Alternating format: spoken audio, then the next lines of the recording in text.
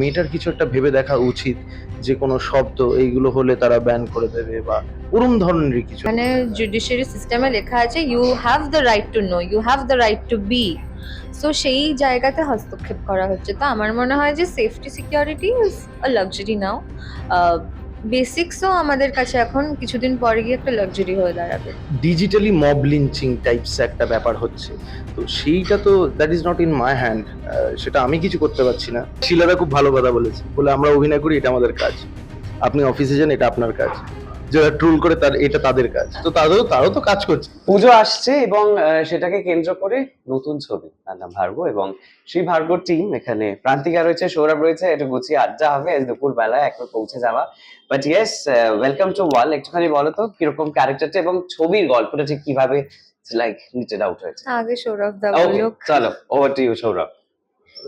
মেটামরফিক্যাল ভর্গ নামটা শিবের আর এক নাম, তো সেইটা কিভাবে ইউজ করা হয়েছে বা কেন সেই নামটা, সেটা ছবি দেখলে বোঝা যাবে।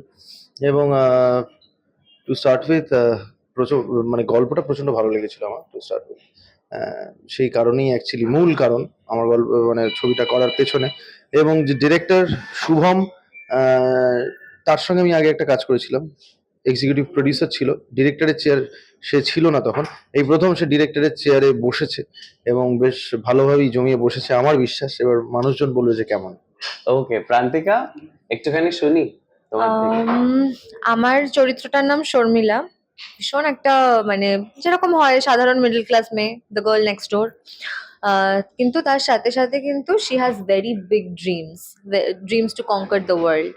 তো আমি ভীষণ বেশি রিলেট করতে পেরেছি শর্মিলার সাথে। After reading the script, the first thing I thought is একটু অন্যরকম করা যায়। প্লাস এত ভালো team, Sourav is there, Shubham is there. Shubham প্রথম আমার ওর সাথে কাজ হচ্ছে, but he is very good, is very good. The team is also very good, technical team. মানে হি ইজ সো নলেজেবল। ওর কিন্তু মানে এই গানগুলো ভীষণ ভালো। তো আমার মনে হয় the entire team worked very hard. যেহেতু একটু অন্য ধরনের ফিল্ম, সবার জন্যই আসলে লাইট করা থেকে শুরু করে ক্যামেরা করা, অ্যাঙ্গেলস গুলো সবকিছুই কিন্তু আমাদের সবার জন্য অনেকটা চ্যালেঞ্জিং হয়ে গেছিল। ভীষণ হেল্প করেছে আমাকে সৌরভ। আমাদের প্রচুর এমন এমন সিন ছিল যেখানে ইট ওয়াজ লিটল গ্রুসাম, লিটল মানে যে কোনো ছেলে বলো মেয়ে বলো নির্বিশেষে ডিসকমফর্ট ফিল করবে।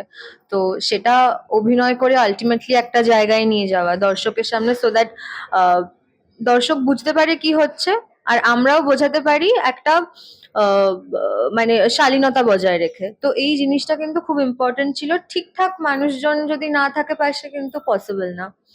তো উই অল গেভ আর 100% বা তার থেকেও বেশি। তো চেষ্টা করেছি যতটা অন্যরকম করে রিপ্রেজেন্ট করা যায়, কারণ চরিত্রটা অন্যরকম, গল্পটা অন্যরকম। আহ, বাকি তো আর একটা জিনিসও আছে যেটা হি সেড যে কাজটা প্রচন্ড ভালো। আর তার পাশাপাশি এই যে প্রফিটটা যেটা আমরা গ্যাদার করব এই সিনেমাটা সেল করে, প্রডিউসার যে প্রফিটটা বানাবে সেটা কিন্তু একটা হসপিটাল তৈরির কাজে ও ওয়াও, যাচ্ছে। such a lovely initiative. So এটা কিন্তু মানে একটা রেভলিউশনারি ব্যাপার। এটা জেনারেলি সচরাচর আমরা দেখতে পাই না, লাভ্যাংশ দিয়ে সেটা প্রডিউসার নিজের মতো বুঝে নেয় বা অন্য কিছু করে, অন্য ছবি তৈরি করে। তো এটা যেহেতু এখন সামাজিক যে জায়গাটায় আমরা আছি, হেলথ ইস্যুস, আমাদের হেলথ মিনিস্ট্রিতে আমরা দেখতে পাচ্ছি কি হচ্ছে। তো সেখানে দাঁড়িয়ে একজন যে একটা ভালো হাসপাতাল নির্মাণের কথা ভাবছে, কিছু ডাক্তার, কিছু দুস্থ যারা টাকা পয়সা নেই যাদের, তাদের কথা ভাবছে। তো আমার মনে হয় কিছু জিনিস সবসময় যে টাকা পয়সা দিয়ে হয় না, কিছু ওয়েলফেয়ারও হয়। সো আমার মনে হয় সেই দিক দিয়ে দেখতে গেলেও কিন্তু একটা অন্যরকম পুরো ব্যাপারটাই কিন্তু very different from other films. Sourav, ক্যারেক্টারটার সঙ্গে নিজেকে কতটা রিলেট করতে পেরেছো? হ্যাঁ, এই ক্যারেক্টারের সঙ্গে অনেকটা রিলেট করতে পেরেছি। তার কারণ হচ্ছে ছোটবেলায় যখন মানে ওই আর কি প্রেম তো নয়, ইনফ্যাচুয়েশন হতো, তখন যেভাবে ভাবতাম অ্যাপ্রোচ করব বা যেভাবে হয়তো আদতেই অ্যাপ্রোচটা করতাম, সেইভাবেই সেইভাবেই আর কি এই কৌস্তভ, ওর যে চরিত্র শর্মিলা, তাকে অ্যাপ্রোচ করে। আচ্ছা, তো সেরকম অনেক জিনিস, এই কারণেই এমন অনেক কিছু এই চরিত্রটা বলে যেটা স্ক্রিপ্টেও লেখা ছিল না। সেই জন্য আমার এই সেই পুরোনো দিন মনে পড়ে যাওয়াতে, সেটা ইনফ্যাক্ট ট্রেলারেও একটা জায়গা আছে যেখানে বলে যে এই মেয়েটি শর্মিলা যখন বলে যে আমার বারবার বলে যে কফি খেতে যাবে, একবার কফি খেতে যাবে, যে তুমি আমার পিছু মানে পিছু করছো কেন? তখন এই ছেলেটি বলে যে না আসলে মানে আমি মানে একটা কফি খেতে যাবে, তখন বলছে যে I am not a coffee person. তখন ও বলে যে ও আচ্ছা, তখন বলে যে আমি আইসক্রিম খেতে খুব পছন্দ করি। তখন এ এক্সাজারেট করে, যেটা অ্যাকচুয়ালি আমি ছোটবেলায় হয়তো করতাম বা বেশিরভাগ বাঙালি ছেলেই করে, যে বলে যে হ্যাঁ আমি তো ছোটবেলা থেকে আইসক্রিম খাই, আমি দুধ খাওয়ার আগে আইসক্রিম খেয়েছি।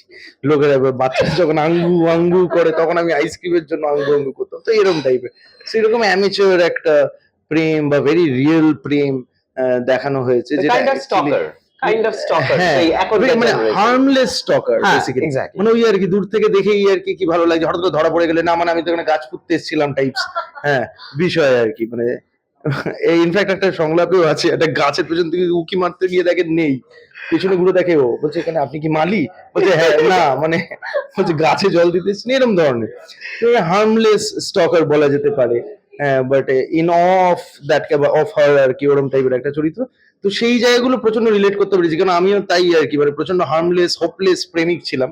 ও, হ্যাঁ, আচ্ছা। এই চরিত্রটাও তাই। প্রেমিক ছিলে তুমি, যখন প্রেমিক নও? ও, এখন তো মানে প্রো হয়ে গেছি, সেই জন্য বিয়ে হয়ে গেছে। প্রো, হ্যাঁ, আচ্ছা। তো তখন তুমি কি প্রো ম্যাক্স তাহলে প্রেমিকা হিসেবে? আমার জীবনে প্রেমটাই নেই। এটা তো সবাই বলে, এটা সবাই বলে, মানে cliche. Underrated stage. I swear আমি ওই যে উই আর জাস্ট ফ্রেন্ডস, আমার ওই জাস্ট ফ্রেন্ডসও নেই, বিশ্বাস করো। You were not Not- even into benching, that means. No, I'm not looking forward to something like. If it has to happen, I'll just get married. If it's not like, then nothing like Married? that. আচ্ছা, Yeah. ঠিক আছে, ওকে। আমরা অপেক্ষায় রইলাম নিমন্ত্রণ পাবো তাহলে সেটার জন্য। অবশ্যই, একদম। হ্যাঁ, আচ্ছা, এই ক্যারেক্টারটা জেনারেলি যেটা হয় যে এটা ভীষণ তোমরা আগেও একসঙ্গে কাজ করেছো, এবং এটা করতে গিয়ে এক্স্যাক্টলি কেমিস্ট্রি কতটা ইটস লাইক ফায়ারি হয়ে উঠলো, মানে কি কি হয়েছে এরকম ফানি মোমেন্টস লাইক? প্রচুর ফানি মোমেন্টস অ্যাকচুয়ালি। যখনই আমরা স্ক্রিপ্ট নিয়ে বসতাম, মোটামুটি এটা এটা করবো না ওটা করবো, তারপর কখনো ওর ব্যাপারে তুমি দেখেছো ওটা না, উনি ওখানে দাঁড়িয়ে ওনার চোখটা এরম হয়ে গেছে, ওনার মুখটা এরম হয়ে গেছে, তো এইসব নিয়ে তো অবভিয়াসলি ভীষণ ফান করেছি, প্রচুর খাওয়া দাওয়া নিয়ে রাতে। শুটে কোনো কেস খাই যে সৌরভ এক্সপ্রেশন এমন কিছু একটা দিয়েছে আর এনজি হয়ে গেছে শট?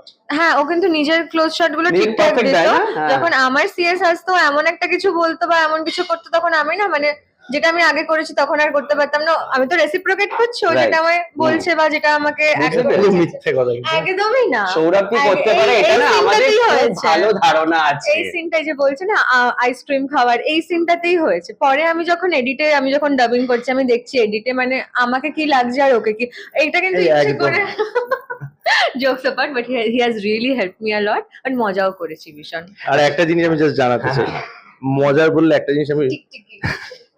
সারা জীবন ভুলবো না।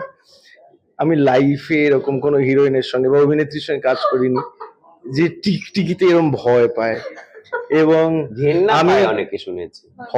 ঘেন্না ভয় whatever কিছু একটা পায়, আচ্ছা, কিন্তু এমনই পায় পুরো হোটেলকে জাগিয়ে দেয়, এবং এমন একটা চিৎকার আসে, হ্যাঁ, সে আগের দিনের সিনেমায় যেরকম দেখতাম সেরকম। এবং সবার থেকে বড় কথা হচ্ছে, যখনই আমাদের শুটিং প্যাক আপ হতো, সে দেরি হতো, আমরা যখন ঘরে ঢুকতাম, আমি ঢুকে একদম রেডি থাকতাম যে এখন আমি চেঞ্জ ফেঞ্জ কিছু করবো না, দাঁড়িয়ে থেকে দরজাটা বন্ধ করলাম, চিৎকারটা আসবে, ঠিক 1 2 3 চিৎকার আসতো। এবং আমাদের ওখানে যে বাইরে প্রচন্ড বাইরে শুট হতো, তো সেই জন্য ওখানে কয়েকজন সিকিউরিটির মানুষজন থাকতো, বাউন্সার্স থাকতো, তারাও আর কি দরজা বন্ধ করে ওয়েট করছে কখন চিৎকারটা করবে। কখনো চিৎকার এরকম হয়ে গেছে। এটা কি রেগুলার বেসিসে? আমি জানি না, ওকে দেখলেই বেরোতো। আমার যে ঘরটা দেওয়া হয়েছিল ওই ঘরে কিন্তু মানে যখনই যাচ্ছি তখনই একটা না দুটো টিকটিকি বেরোচ্ছে। এবার যখন সেকেন্ড স্কেডিউলে আমি ওই ঘরটায় ছিলাম, ও যে ঘরটায় ছিল সেই সেকেন্ড স্কেডিউলে আমি ওই ঘরটায় ছিলাম, একদিনও টিকটিকির দেখা পাইনি। প্রত্যেকদিন ঢুকতাম, একদিনও টিকটিকি নেই। No, but- একদিন ও ঢুকেছে ওই সেকেন্ড স্কেডিউলে, একদিন বলে তুই আই ঢুকতো, দেখি টিকটিকি বেরোনে, ও ঢুকেছে টিকটিকি। নো, বিকজ আমার ও দেখেও না আমার মনে হয় চুপ থাকে, বিকজ হি ইজ ওকে, একটা টিকটিকি আছে ঘরে, হি উইল ম্যানেজ। ছোটবেলা থেকে বড় হয়েছি টিকটিকির মাঝখানে, আমি কি করব, আমি তো ইউজ টু হয়ে গেছি, ফ্যামিলি মেম্বার। ঠিক আছে, ঠিক ভয় আছে, লাগে বুঝতে পারলাম যে ভীষণ, আমি টিকটিকিতে ভয় ট্রমা পায় ছিল। বাচ্চা হিরোইন তোমার। মনিটর লিজার্ড দেখলে কি করবে, এখন বাকিটা ছেড়েই দিলাম। আর সেলফি তুলতে পারি না। What? No. মনিটর লিজার দেখলে মনে হতেই পারে Oh my ও God. বলে চলে, ওর মাটিতে চলে। আমি সেখানেই মরে যেতে চাইবো, আমি দেখতে চাই না, বিশ্বাস করো। আচ্ছা, এই যে এই মুহূর্তে দাঁড়িয়ে যে ছবির যখনই কোনো প্রচার হচ্ছে বা কোনো পোস্টার সামনে আসছে, তখন সেই বোধহয় লিটারালি ভীষণভাবে ট্রোল করা হচ্ছে, এবং এই যেই সিচুয়েশনটার মধ্যে দিয়ে আমরা যাচ্ছি তখনই ছবি মুক্তি পাচ্ছে, কি মানে একদমই সামনে থেকে কিভাবে তোমরা দেখছো পুরো ব্যাপারটাকে? ট্রোল মানে কেন, একটা ছবি রিলিজের জন্য তো আমার মনে হয় না ট্রোলিং এর সম্মুখীন, মানে এবার যারা ট্রোল করছে তারা তো তুমি একটা তো ট্রোল করবে। এক্স্যাক্টলি, তুমি চা খেলেও ট্রোল করবে, তুমি ঘুমোতে গেলেও ট্রোল করবে। শিলাদা খুব ভালো কথা বলেছে, বলে আমরা অভিনয় করি, এটা আমাদের কাজ, আপনি অফিসে যান, এটা আপনার কাজ। যারা ট্রোল করে এটা তাদের কাজ, তো তারাও তো কাজ করছে, তারা কাজ করুক। Right. ভালো। True, very true, I agree. আর এই যে এই মুহূর্তে দাঁড়িয়ে একটি কোথাও আমরা জায়গায় সৌজন্যবোধ, ভাষার ব্যবহার, এগুলো ভীষণ ভাবে আমরা বোধহয় ভুলে যাচ্ছি। সর্বক্ষেত্রে সব জায়গায় দেখা যাচ্ছে। হ্যাঁ, কিভাবে দেখছো, মানে আমার পরের জেনারেশনের কাছে কি মেসেজ?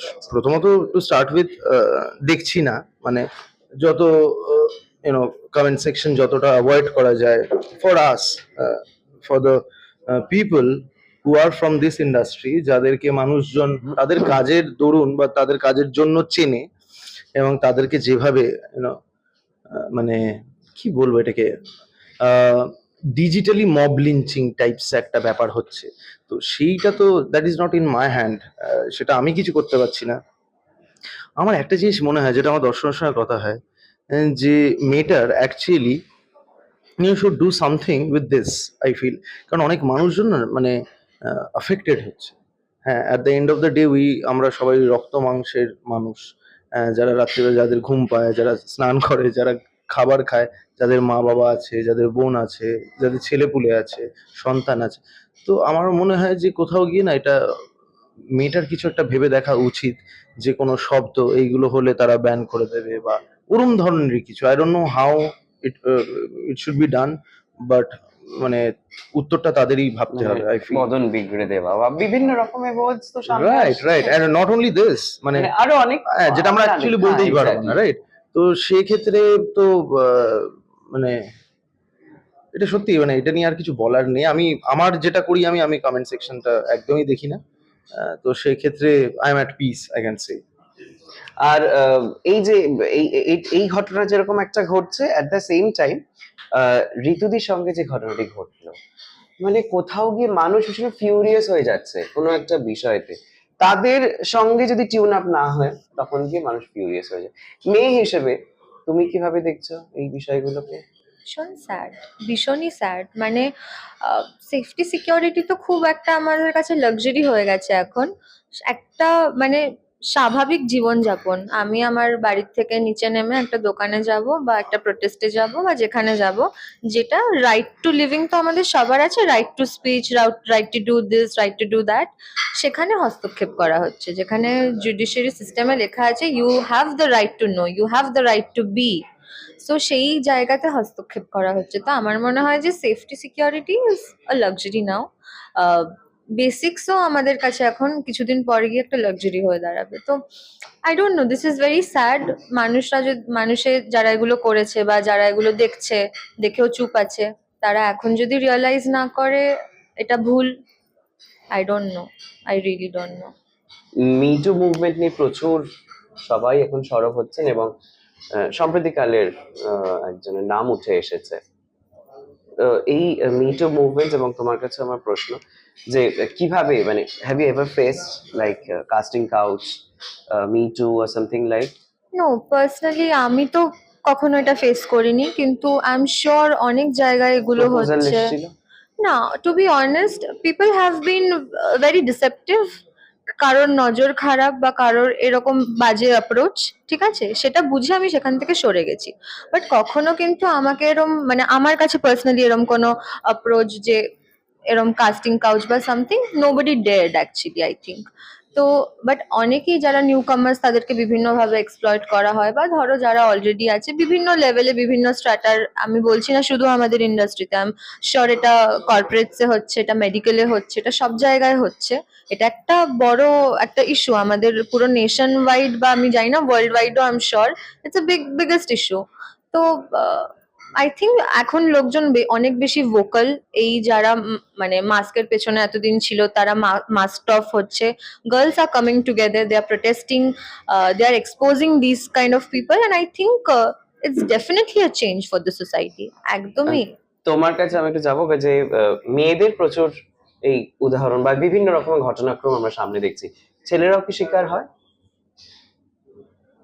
নিশ্চয়ই হয়, হয়তো আমরা সেগুলো আমরা জানতে পারি না, নিশ্চয়ই হয়, বা হয়তো লজ্জার খাতিরে তারা বলতে পারে না। হতেই পারে, কিন্তু আমি টেলিং ইউ যে এরকম কিন্তু হয়, মানে হচ্ছে মানে তুমি শিকার হয়েছে কোনো না সময় বা সেরকম ভাবে approach আমি নিজে হয়েছিল? কখনো হইনি, বাট মানে কিন্তু ও যেরকম বললো অ্যাকচুয়ালি যে একদম শুরুর দিকে 2009 যখন আমি থিয়েটার করতাম, তারপরে ওরম সময় এরকম মানুষ দেখেছি, বা এরকম এখন খুবই হালকায় হালকায় মনে আছে, মানে এরকম ধরনের ব্যাপারটা কিন্তু মানে ইটস দেয়ার, ইটস প্রিভ্যালেন্ট। তো মানে তোমার কাছেও তাহলে সেই হিসেবে অ্যাপ্রোচ করা হ্যাঁ হয়েছিল মানে অ্যান্ড অল? সেই রকমের একটা হোয়াট ইউ কল ইট ইঙ্গিত হুম। হ্যাঁ পেয়েছিলাম। Not that anything happened to me, because I was smart enough to understand that. মানে যে কি বলতে চাইছো যে হ্যাঁ। কাজ গেছে নিশ্চয়ই হাত থেকে ছাড়ি। সেই সময় তখন ওইটা আদৌ কাজের জন্য ছিল কিনা তাও তো জানি না, ওকে। তাই না? তো সেই ক্ষেত্রে হ্যাঁ it is very sad I feel, কিন্তু এটা কিন্তু আছে, মানে পুরুষের জন্য আছে হয়তো পার্সেন্টেজটা অনেকটা কম। পার্সেন্টেজটা অনেকটা কম, কিন্তু আছে, It's there. বেশ, আমরা খুব বেশি সিরিয়াস আর যাবো না, একদম শেষে সেটা হচ্ছে যে ভার্গব আসছে, প্লিজ দর্শকদের উদ্দেশ্যে if you could share a few words. আমাদের নতুন ছবি ভর্গ আসতে চলেছে 27শে September in your nearest theatre. আমরা দুজনেই চাই তোমরা সবাই যাও, দেখো। আর একটু অন্যরকম ছবি, হয়তো কখনো মনে হতেই পারে যে এখানে আর বসে থাকতে পারছি না, দৃশ্যগুলো দেখতে পারছি না, কিন্তু এটাই কিন্তু বাস্তব, মানে বাস্তবে এটাই ঘটছে। তো আমার মনে হয় যে রিলেট করতে পারবে লোকেরা, অনেক একটা অন্যরকম গল্প।